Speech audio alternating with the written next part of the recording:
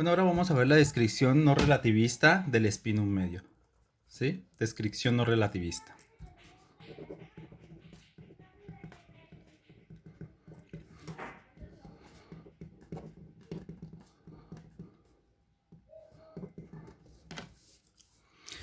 Bueno, primero que todo, eh, una partícula no se puede describir solamente con el spin. Obviamente tienes coordenadas. ¿Sí? Entonces nosotros necesitamos un conjunto de observables, ¿sí? Que conmuten entre ellos. Porque ustedes, como ya saben, si esos observables conmutan, entonces todos ellos comparten un mismo autovector. ¿Listo? Entonces necesitamos un conjunto completo que me describa la dinámica de mi sistema. ¿Listo? Y que conmuten. Entonces, ¿cuáles son los operadores? O sea, ¿cómo describo yo mi sistema? ¿Sí? ¿Con qué operador yo puedo escribir mi sistema? Bueno, nosotros sabemos que mi sistema tiene un operador asociado a la variable espacial X, ¿sí? Tiene un operador asociado al observable de la variable espacial Y, lo mismo para Z, ¿sí? Todos estos son operadores y todos ellos conmutan entre sí, ¿sí? O sea que un autovalor para X, pues también es un autovalor para Y así sucesivamente. Todos ellos pueden compartir un conjunto de estados. Listo. Entonces, con esto describo, con que yo sepa la posición de mi partícula, pues bueno, yo puedo hacer una descripción, ¿sí? ¿Qué más? Ahora sí, tengamos en cuenta el spin. ¿Listo? Falta describir la partícula con su número cuántico o con su operador de spin al cuadrado y con ese z. ¿Sí? Estos dos conmutan, este conmuta con este, todo mundo conmuta con este. Entonces, esto es lo que se le llama un C, S, C, O. ¿Sí? Eh, este es este es un conjunto, ¿sí? De observables que conmutan, un conjunto completo, ¿sí? Conjunto completo de observables que conmutan. Estos están en siglas en inglés. Listo, entonces todos estos conmutan y por lo tanto todos ellos pueden compartir un mismo autoestado. O sea, yo puedo escribir mi partícula solamente con estos operadores, en la representación de estos operadores. Entonces, si yo expando todos los vectores propios de todos que comparten todos estos operadores, entonces yo puedo describir mi partícula. Este no es el único, ¿sí? Este no es el único conjunto CSCO, ¿sí? Conjunto completo de observables conmutables, ¿sí? No es el único. Por ejemplo, también aquí estamos en la representación espacial. También podemos hacerlo en la representación de los momentos, ¿sí? Podemos representar nuestros autoestados en términos de una base de los momentos, ¿sí? Momentos lineales. Este también sirve. ¿Listo? Este también sirve. Puedo escribir mi sistema en términos de los estados propios de estos observables.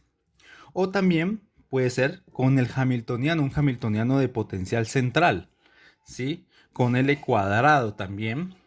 LZ, ¿sí? Coma S cuadrado, coma SZ. O sea, también lo puedes expresar en términos de estos. Por ejemplo, en autoestados que tengan la autoenergía de H, el momento angular orbital y la proyección del momento angular orbital en el eje Z. ¿Sí? Todos estos observables conmutan, todos ellos conmutan. Claro, no para todos los hamiltonianos, ¿no? Eso hay que tener mucho cuidado. No para todos. En este caso, para un hamiltoniano de potencial central, esto es cierto. ¿Sí? Se puede con el H. Entonces, entonces fíjense que este también sirve, ¿sí? ¿Sí? Son los observables que conmutan. Bueno, entonces, ¿cómo vamos a describir nuestro espacio? Bueno, en el espacio R, ¿sí? El espacio R está asociado con un vector propio, un vector que tenga las coordenadas R, ¿sí? Las coordenadas de la partícula, que nosotros le hemos llamado R. ¿Sí? Y este R, pues, en coordenadas polares, pues sería el radio, teta y psi. ¿Sí? Entonces esto pues, o en coordenadas cartesianas, pues va siendo X, Y y Z. ¿Listo? Y entonces en el espacio del spin, lo que voy a tener es este vector, este epsilon, ¿sí? Entonces acuérdense que este vector pues podía tener dos valores, ¿sí? Esto pues podía ser más spin up, ¿sí?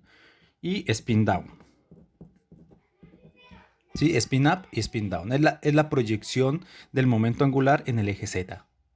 ¿Listo? Entonces, con esto sacamos que epsilon puede tomar dos valores, ¿sí?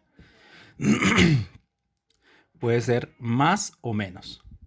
¿Listo? Ahora, como nosotros ya habíamos dicho que nosotros vamos a describir nuestro sistema con un producto tensorial entre este espacio y este espacio, entonces nuestro nuevo espacio va a estar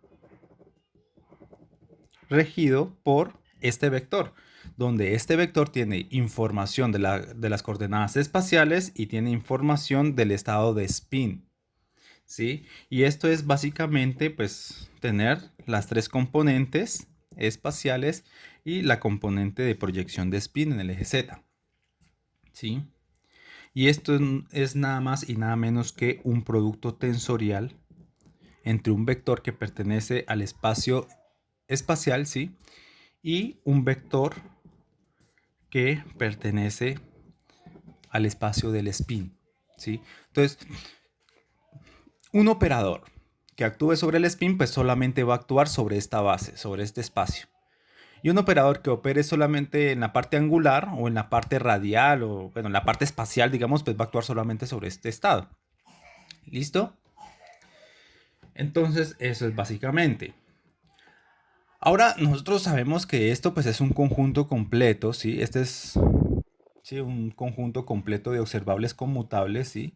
Podemos describir toda la dinámica por medio de describir vectores de estado en términos de esta base, ¿sí? Y por lo tanto, esta base, pues ya dijimos que eran autoestados de estos operadores. Y este. Entonces, lo que tenemos que hacer, pues, es definir. Nosotros ya sabemos que nos da X en el estado R, epsilon, ¿sí? Pues esto nos da el operador X, pues nos da información de su autovalor, que sería X, ¿sí? Sería la variable X espacial, ¿sí? R. Sí, lo mismo con Y, lo mismo con Z. ¿Sí? Si aquí fuera Y, pues entonces aquí sería un Y minúsculo, ¿sí? Minúscula, que hace referencia a su autovalor, ya no sería un operador. Este es un operador, este ya no es un operador. Bueno, entonces lo mismo para Y con Z, entonces ustedes saben que ese cuadrado, actuando sobre este vector, entonces fíjense que este no va a actuar sobre R, ¿sí? Va a actuar sobre epsilon, sobre el espacio del spin. Entonces, este actuando sobre este, pues te va a dar su autovalor, que ya sabemos que es S por S más 1 por H barra al cuadrado. Pero S es igual a un medio, saben que el spin es un medio. Y reemplazando S por un medio, pues simplemente te da 3/4 de H barra al cuadrado, ¿sí? Del mismo. Y lo mismo para SZ. SZ, pues lo que te va a dar es... Te va a dar epsilon, ¿sí? Epsilon, recuerden que epsilon solamente es positivo o negativo. Entonces es epsilon, ¿sí? Por H barra medios. ¿Listo? Bueno, el medios es porque ustedes saben que los autovalores de este es más menos un medio de H barra. ¿Sí? Más menos un medio de H barra. Y pues este, pues te da el signo, ¿no? Si es más, pues entonces te da más acá. Si es menos, pues te da menos. Listo, entonces fíjense que todos ellos comparten un mismo conjunto de autofunciones, ¿sí? Y con esto yo puedo describir toda la dinámica de mi partícula. Entonces, como esto es una base, ¿sí?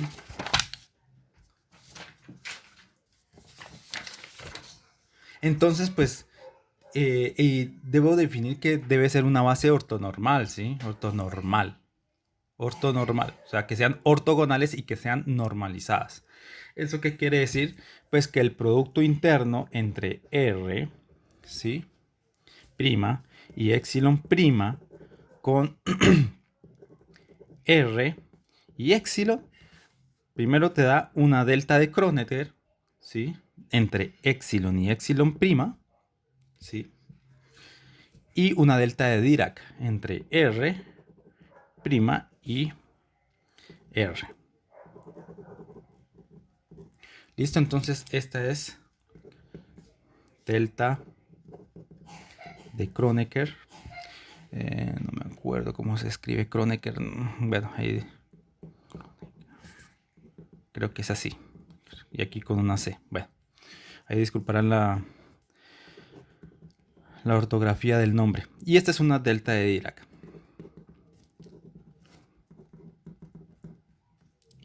¿Sí? Delta de Dirac. Entonces esto debe ser así porque es que esto es una variable continua, entonces siempre intervienen integrales, y las integrales pues es básicamente un área bajo la curva, y ustedes saben que en el área bajo la curva de este es 1. Y este pues una delta de Kronecker es simplemente que epsilon debe ser igual a epsilon prima. Si epsilon es igual a epsilon prima, entonces esto vale 1. Si no, vale 0. Entonces aquí básicamente me dice que si este es más, entonces este también debería ser más. ¿Qué quiere decir que si es más? Pues que este sea un spin up. Y este también debería ser un spin up, para que esto sea diferente de 0. Si este es up y este es down, entonces eso es 0. ¿Listo? Esta es la regla de ortogonalización. Y la regla de normalización, pues es simplemente que debe cumplir la relación de Clauser, ¿sí? Entonces, relación de Clauser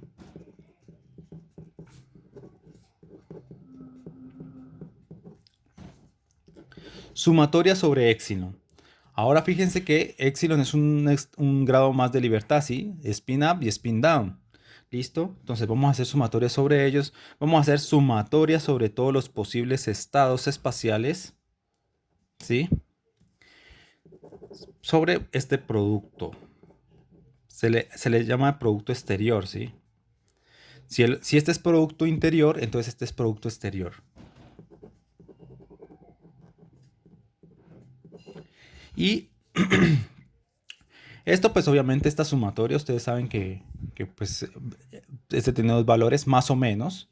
Entonces pues esto básicamente es la integral entre R más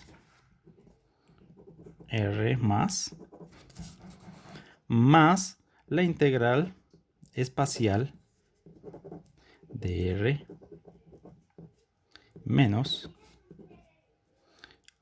¿sí? Y de R menos. Y esto debería ser igual a 1, la relación de Clauser, ¿sí? Esto es igual a 1, pues porque, bueno, es una base, y también el 1 representa de que con esto es suficiente para la normalización, ¿sí? Deben ser estados normalizados. ¿Listo? Entonces, esto es una regla realmente básica. ¿Listo? Bueno. Ahora vamos a ver cómo son las representaciones, ¿sí? En esta base. ¿Cómo representamos nuestros vectores en esta base? O sea, obviamente estos son autoestados de mi sistema de coordenadas y del spin, pero entonces o sea, no son los únicos estados en los que puede estar la partícula. Por ahí la partícula puede estar en una superposición de ellos. Entonces yo tengo que expandir mi vector en términos de esta base. Entonces, una representación, ¿sí? Representación de estados de una partícula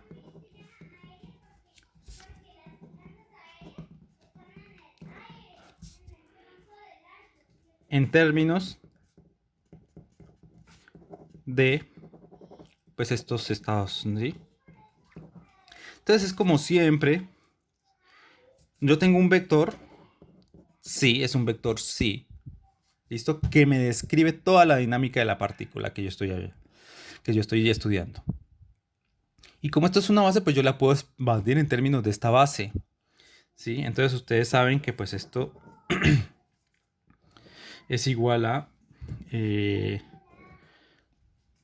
la integral por dr de 3 por algún coeficiente, un coeficiente que va a depender de epsilon y de el radio, ¿sí? Y como lo voy a expandir en esta base, pues entonces acá lo que me queda es colocar esta base, ¿sí?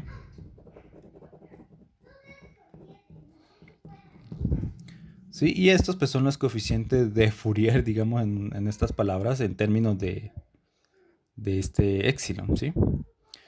Entonces, fíjense que nosotros ya habíamos comprobado de que este a epsilon r pues va siendo igual a la proyección de este vector sobre sobre el vector espacial, ¿sí? O sea, va a ser, voy a proyectar esto,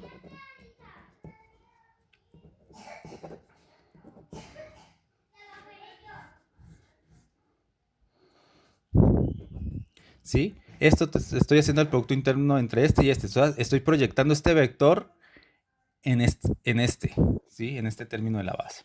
Entonces, para seguir más o menos con la notación, pues entonces este lo vamos a llamar sí. Este A sub E que le he colocado acá, pues lo vamos a llamar sí sub E. Solamente para seguir con la notación de este. Entonces, sí sub E de R. ¿Sí? Sí sub E de R. Perfecto. Bueno, entonces nosotros vemos de esta sumatoria que existen dos tipos de estado, ¿sí? Fíjense, dos tipos diferentes de sí. Sí, vamos a sacar información solamente de la parte radial, ¿sí? Y vamos a dejar constante epsilon. Pero este epsilon puede tomar dos valores, más o menos. O sea que nosotros tenemos, por ejemplo, de aquí sabemos y de esta definición sabemos que sí de más, de spin up, ¿sí? Solamente la parte que describe la dinámica del spin up, de la partícula con spin up, está regido por esta función de onda, ¿sí? Que es esta.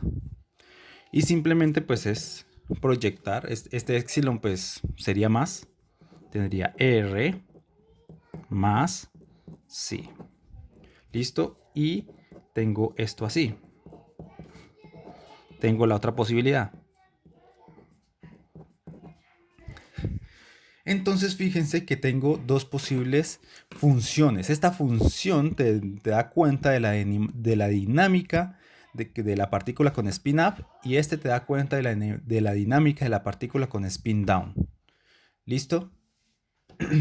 Entonces aquí pues, podemos definir una notación vectorial, ¿sí?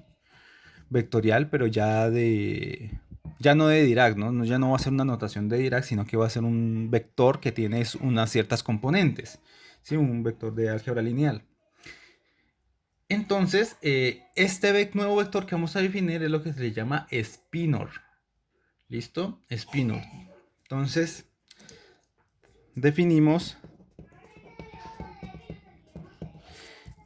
un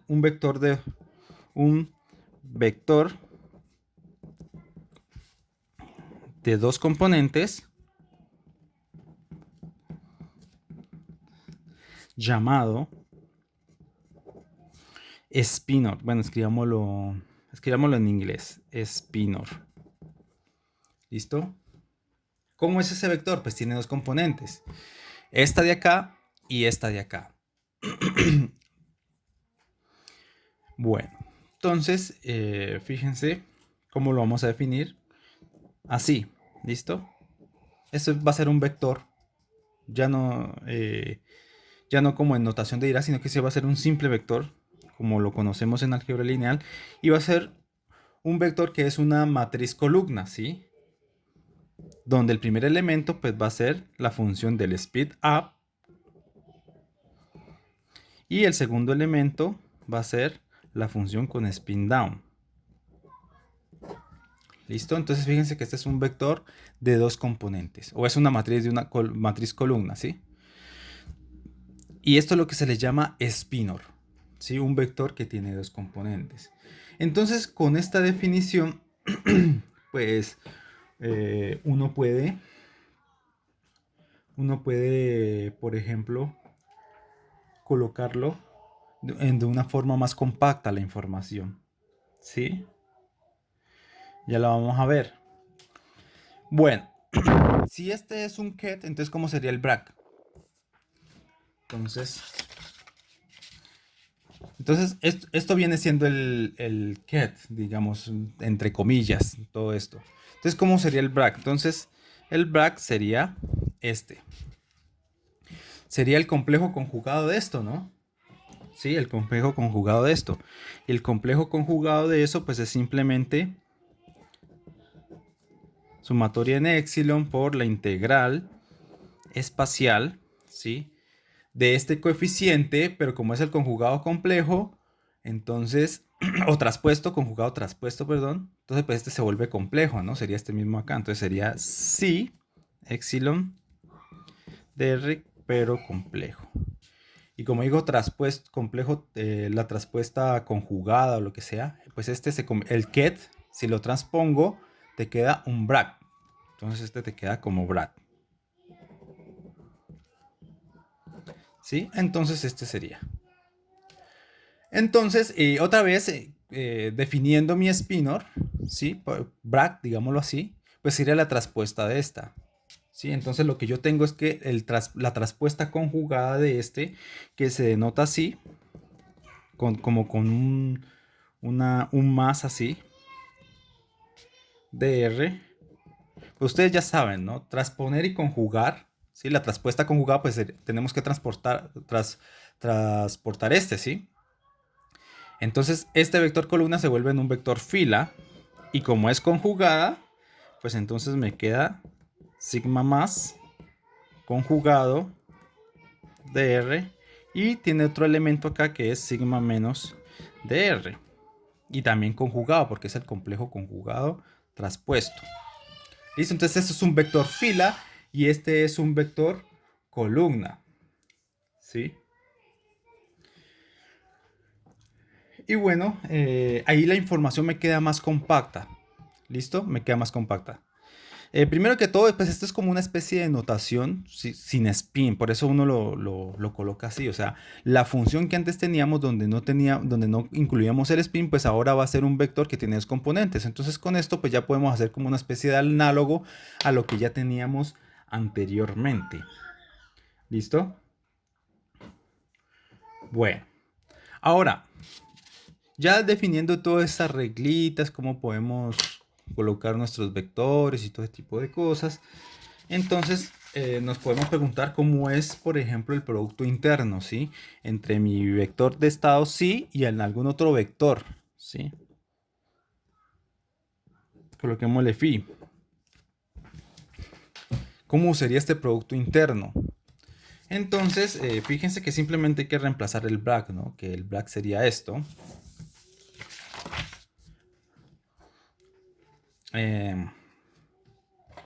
Sería básicamente esto igual a sumatoria de epsilon, ¿sí? Por la integral espacial, ¿sí? Entonces reemplacemos cuánto nos da esto. Nos da esto en epsilon, ¿sí? Entonces tengo que sumar sobre epsilon. Entonces esto me da psi más, ¿sí? dr, ¿listo? Por el vector, ¿sí? Acuérdense que este tiene un vector que es este, r epsilon, o sea, r más, porque estamos con el más. Bueno, quitémosle esta sumatoria, ¿listo? Bueno, ya escribí, todo esto es el BRAC, que es esto que está acá, ¿sí? Una parte, porque nos falta el con el de menos. Vamos a hacer de una distributiva, ¿sí? En realidad esta es una sumatoria, este más la otra componente menos, ¿sí? Y todo eso multiplicado por eso, hacemos distributiva y aquí nos queda, sí. Y aquí nos queda más la integral espacial de psi down, ¿sí? Por r menos de psi. ¿Sí? Y este complejo. Entonces, ¿cómo es esto? Fíjense.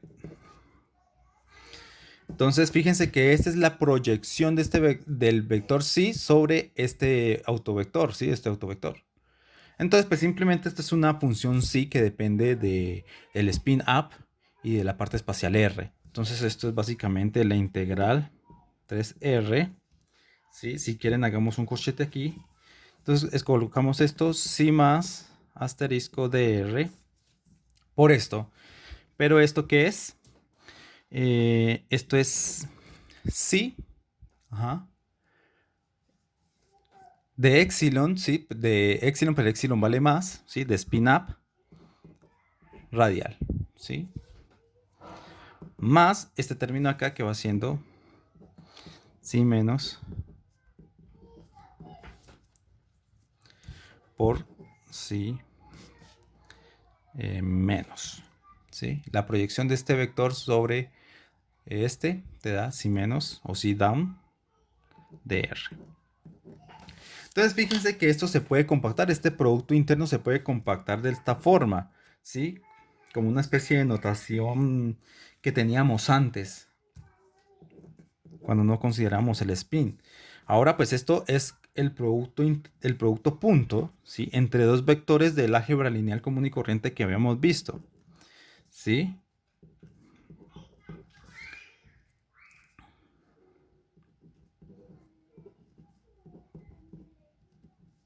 ¿Lo ven? Este es un vector que tiene dos componentes. ¿Quién es este vector? Pues este vector es este. Bueno, es complejo, ¿no? Es el traspuesto sería este. Entonces, perdón, acá me falta. No, aquí ya lo había colocado. Está con más, es el traspuesto conjugado. Sí, entonces sería este. Es un vector fila que tiene estos dos componentes. Y este pues es un vector columna que en la primera componente pues es spin up y en la segunda componente es spin down. Ustedes saben hacer el producto punto entre esos dos vectores. Es la multiplicación de sus componentes, la sumatoria. La sumatoria es la multiplicación de sus componentes. Fíjense, la primera componente por la primera componente más la segunda componente por la segunda componente. ¿Sí? Esto es lo que nos han enseñado en álgebra lineal. Es lo mismo. ¿Sí? Un producto punto normalito. ¿Listo? Entonces, esto es simplemente para tener una notación compacta, ¿sí? De dos funciones de onda. Este es un spinor. Se le llama spinor porque tiene dos componentes de spin incluidas adentro. Sí, tiene información incluida del spin.